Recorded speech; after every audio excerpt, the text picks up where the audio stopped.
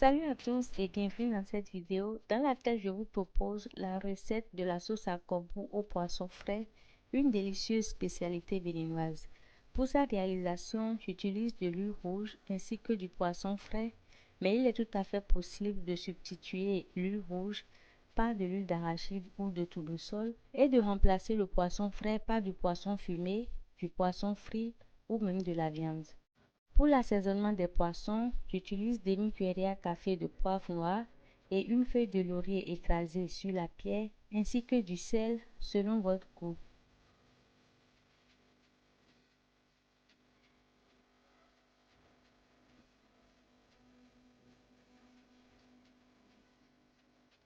Laissez mariner.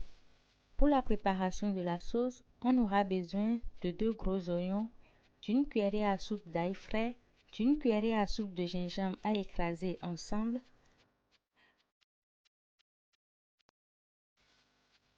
de 15 centilitres d'huile rouge, de 2 cuillerées à soupe de poudre de crevettes fumées, une cuillerée à soupe de poudre de poisson séché, quelques piments verts, 3 feuilles de laurier, 350 g de pâte de tomate fait maison, quelques gombo frais, de l'eau, d'une cuillerée à soupe de marinade maison, ainsi qu'un morceau de charbon qui aidera à neutraliser l'acidité de la tomate. Dans une poêle chauffée à feu moyen, versez l'huile et ajoutez le mélange d'oignons. Remuez,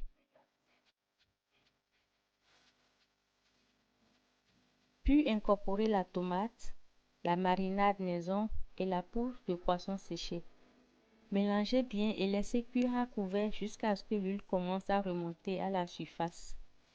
Les liens vers les vidéos de réalisation de la tomate maison et de la marinade maison seront épinglés en commentaire.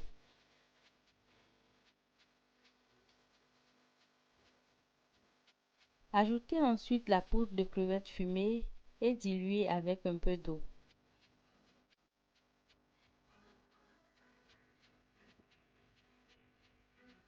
Salez et mélangez à nouveau.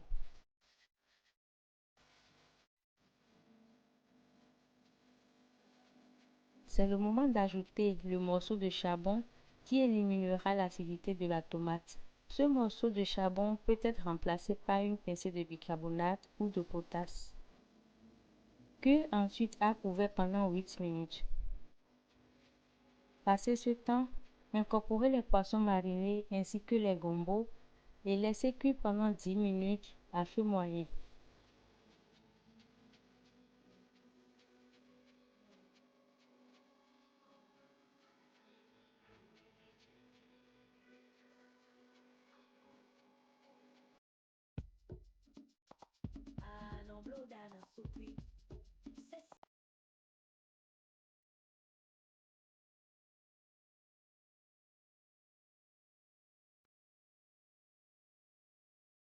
Au bout de ce temps, retirez le charbon et ajoutez les piments verts ainsi que les feuilles de laurier.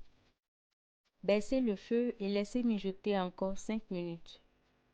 Rectifiez enfin l'assaisonnement si nécessaire et éteignez le feu. Voilà, la sauce est prête. La servir accompagnée d'une pâte africaine. Je la sers ici accompagnée d'une pâte de semoule.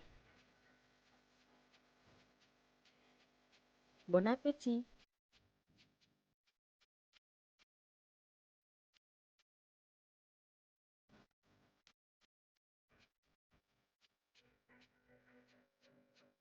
C'est tout pour la recette. Merci de l'avoir suivi. Likez, partagez, commentez. Abonnez-vous si vous l'avez apprécié. Prenez soin de vous. À bientôt.